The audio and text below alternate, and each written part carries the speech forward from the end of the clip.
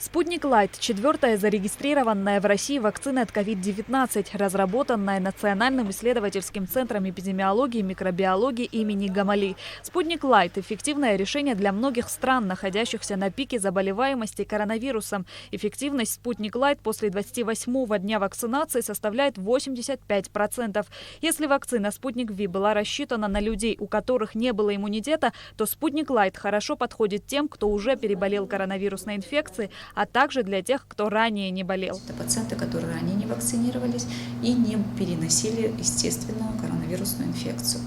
Поэтому она состоит из двух компонентов, потому что первым компонентом создается базовый иммунитет, вторым компонентом этот эффект закрепляется.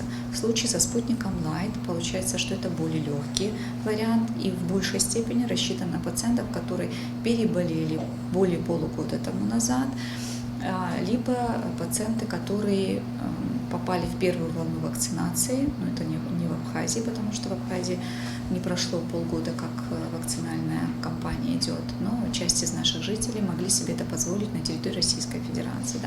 И эти пациенты, если имеют желание ревакцинироваться, то им такая возможность будет предоставлена. Но сразу хочу сказать о том, чтобы пациенты не думали, что если они не болели, то спутник Лайт – это не их вариант. В любом случае базовый иммунитет будет создан с помощью спутника Лайт.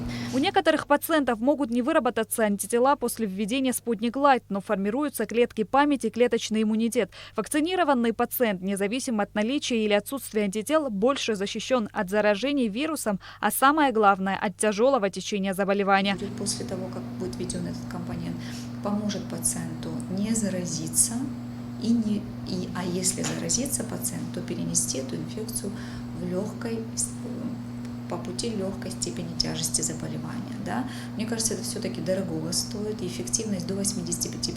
Это не маленькая эффективность. Мы знаем, что в мире сегодня из всех существующих вакцин не каждая вакцина достигла такого процента. Поэтому, безусловно, те пациенты, которые не будут входить в категорию пациентов, относящимся, у кого есть противопоказания, мы всем будем ее рекомендовать. Как и спутник Ви, спутник Лайт имеет противопоказания для определенной категории лиц. Если говорить о пациентах, которым нельзя прививаться спутником Лайт, практически это те же категории, которым нельзя было прививаться спутником Ви. Это дети, это беременные женщины, это пациенты, у которых обострились хронические инфекции, пациенты в период острых инфекций, это пациенты с выраженным аллергостатусом и пациенты с иммунодефицитом.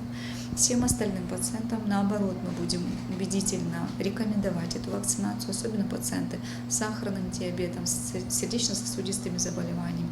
Как вы уже прекрасно знаете, это пациенты в особой группе риска. Естественно, хочется их успеть защитить этой вакциной.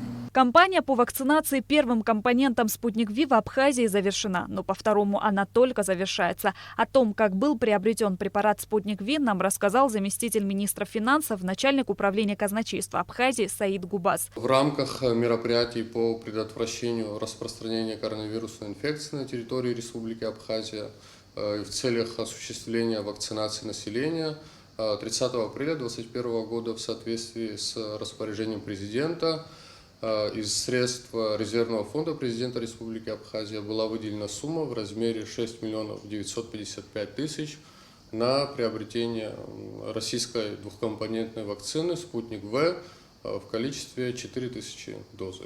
Вакцина «Спутник Ви» показала в Абхазии свою эффективность. По словам Алисы Мату, заболевание у привитых спутником Ви проходило в основном в легкой форме. Пациенты, заразившиеся после второй вакцины, перенесли действительно легко.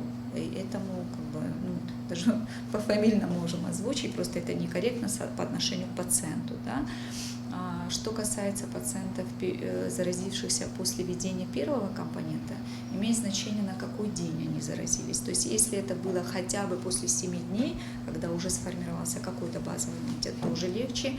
Были пациенты, которые заразились, то есть пошли на вакцинацию в период уже инфицирования. И таким пациентам было не совсем легко, но, к счастью, ни одного летального случая или очень тяжелого случая коронавирусной инфекции, перенесения после вакцинации у нас зафиксировано не было.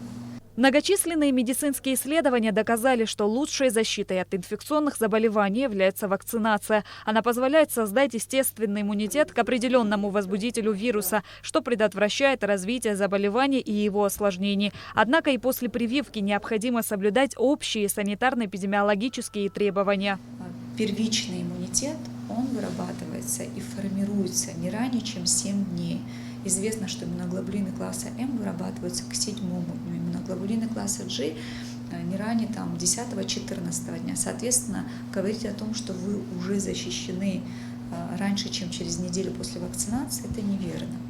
Поэтому человек, идущий на вакцинацию, должен с полным пониманием отнестись к тому, что он так же, как и до вакцинации, должен себя оберегать и наоборот позволить себе создать этот иммунитет, соблюдать масочный режим, социальную дистанцию, по возможности все-таки больше находиться дома. Вакцинация от коронавирусной инфекции российским препаратом «Спутник Лайт» начнется с 10 августа.